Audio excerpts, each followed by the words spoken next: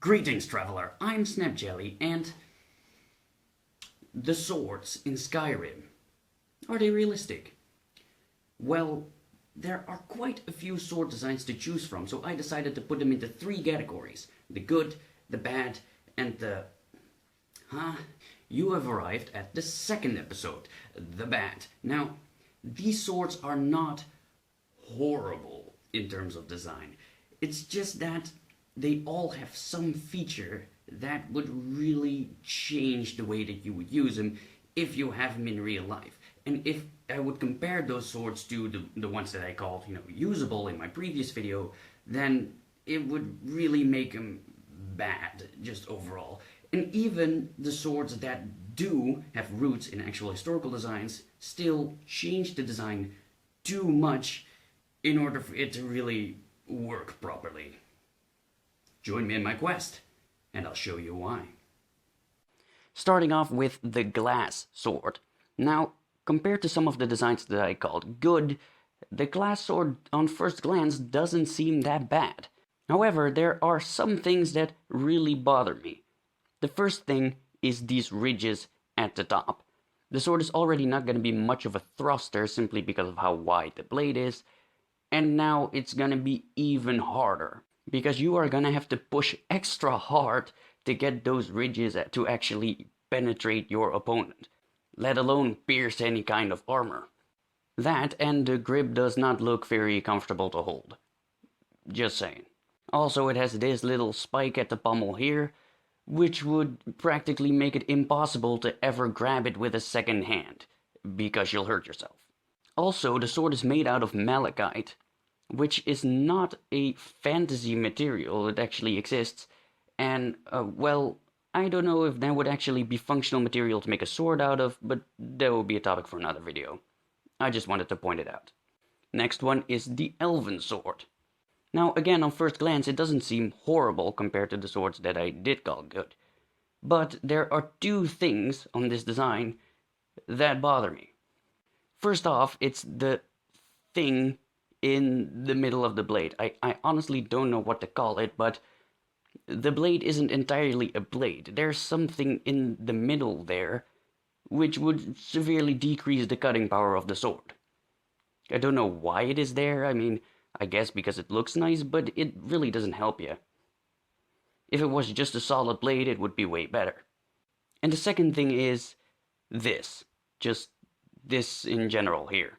I mean, the guard is really small. That's not necessarily a problem, but the way it is curved outwards, it kind of makes it a problem. I mean, it's not a good idea to have swords that slide off the sides of your own sword and throw them off course right at the last second. That, compared to a guard that is quite small, yeah, it's just gonna be a horrible pain parrying with this thing. Also, the grip looks really thin, and the pommel, once more, does not allow a second hand, ever.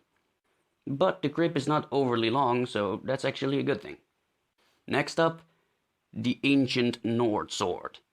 Now, the reason that this is on the list is because, well, I honestly just don't know what to make of this. Right off the bat, you can see that it's asymmetrical, but it is double-edged. Strange. It has some guard extensions here, and some spikes here and there, and it's some added thickness at the tip, and it's made thinner here. Okay. The guard is all over the place. I honestly don't know what to make of that. And the pommel, once more, makes it seem like it's a single-edged sword. Like, it looks like you're supposed to hold it that way, like this is the edge, but this edge is also sharpened. So, I don't know what to make of this. It's a double-edged sword, but not really. The next one is the Dragonbone sword, which is a sword you get if you buy the add-on called Dawn Guard. Now, first off, I gotta say that it looks badass, really. That's just me. I mean, it looks really cool. And also, just the entire handle is gorgeous. That's one. It's good proportions. The guard is a good proportion. Well, that's just it. It looks good, okay? The problem is the blade. Well, you can already see that it's asymmetrical, of course. But that's not the main issue here.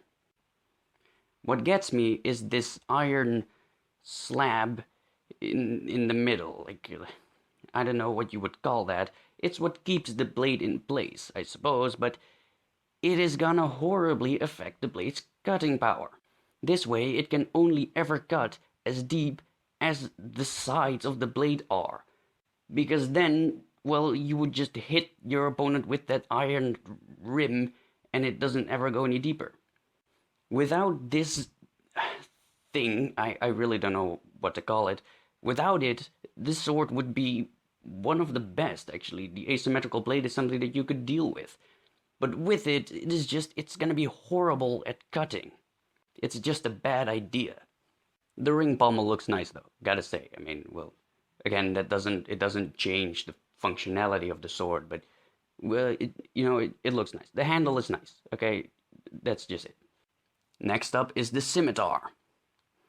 Now, the pommel and guard are massive.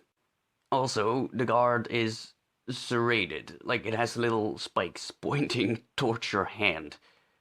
Yeah, that's that's dumb. It's not gonna be very comfortable to hold. Also, it's very wide, like it's almost like a freaking RuneScape scimitar.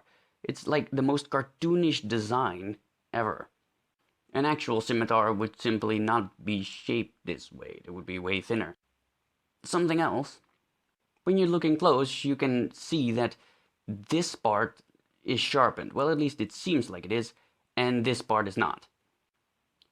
That is weird, because this spike that you often see on fancy design swords is actually a misinterpretation of a primarily single-edged sword's false edge. Yes, like you see on Messers and Falchions or something, if they have a spike like this, that's because this part is sharpened. So you can strike with the back edge, even a little bit. But on this sword, they turned it around. They simply got it completely wrong. You would never ever attack with this part. You can't. And this part, the part that you can actually attack with, is not sharpened. They turn it around. That is weird. Next up is the Falmer sword. Falmer sword, whatever. I'm probably mispronouncing that, but whatever. It's this one. Now, this one is made out of a material harvested from an insect.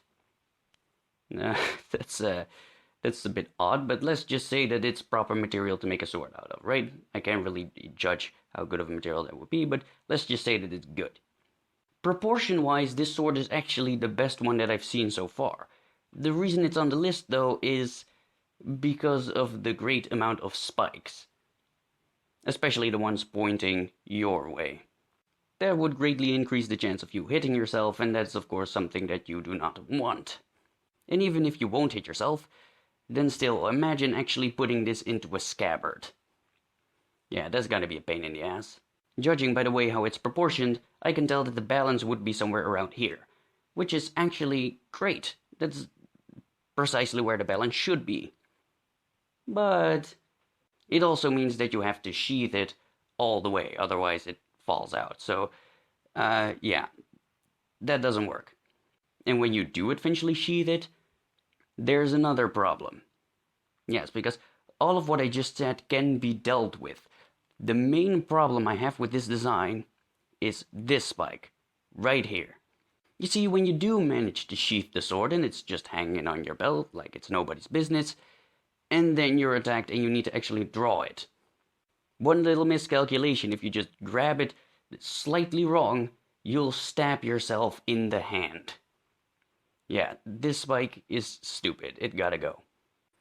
Next up, the Nordic sword. This is from another add-on called Dragonbone, and it has the same pommel spike problem that I just mentioned. Also, I don't know what this is supposed to be, but it'll just get in the way, whatever it is. But the biggest problem with this design is this spike, this downward pointing spike. You see, this spike is located precisely at the spot that you're supposed to hit with. And honestly, it will just ensure your sword getting trapped. The sword might do a fair amount of damage once you slice somebody with it, but then unavoidably, this spike is gonna hook behind something and your sword will get stuck. This little spike is honestly a huge problem for this sword design. Without it, it would be one of the best designs in the game, really. But carrying a sword with it, that is just a problem. It is gonna be a bitch to retrieve. After every strike, it is gonna get stuck, and that's something that you don't want. Because something like cloth is actually surprisingly hard to cut through. So it is just gonna hook behind that point, and your sword is gonna get stuck into your opponent's clothes. Yeah. That's it, it's this spike. This spike ruined the design.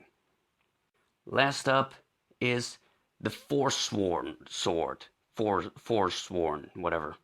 Now you might be wondering, Jelly, why is this one in the bad category and not in the what the fuck category? Because it's obviously a what the fuck sword. Well, to put it simply, it existed.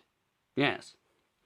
The Aztecs had a sword called the Macuahuitl. Yes, this thing. A sword constructed in a very similar way, with wood, and it had separate spikes of either obsidian, flint, or bone. Well, to be fair, it's not really a sword, it's more like a spiked club than it is a sword. But still, it existed. The reason this sword is worse than its historical father, though, is because of the spike at the top. Yes, I mean, the historical one is obviously a striking weapon, I suppose. I wouldn't really say cut, it's more strike, and some cutting is involved. This one, however, has a spike going upwards that starts precisely once more at the point that you're supposed to cut with. That's not gonna help you. It would be one hell of a stabber, though, considering it doesn't fall apart. This point would really be deadly. But the rest is just kind of, you don't really attack with this part. It's not that strong, so just pointless. And parrying with this thing is gonna be quite an odd thing to do. Yeah, I really can't imagine how that works. Also, some spikes at the pommel again, you know, grabbing that might be a problem. Also worth mentioning is that even with the actual ones, we have no idea how they sheathed these, or if they did it, or how they carried them. Yeah, we just, doesn't work. But it's not gonna go into your traditional sword sheath. At least you would have some weird contraption in order to actually carry this. Overall, it's just a weird thing, but it existed, so there you go. So that was it, guys. I hope you enjoyed. You can click the button in the screen right now to watch part 1 or part 3. Or you could follow me on Twitter, because I also have Twitter now. Yes, twitter.com/SnapJellyArmy. Links are in the description below. And thank you for joining my quest, and I hope you'll join me in the next one. Bye, guys.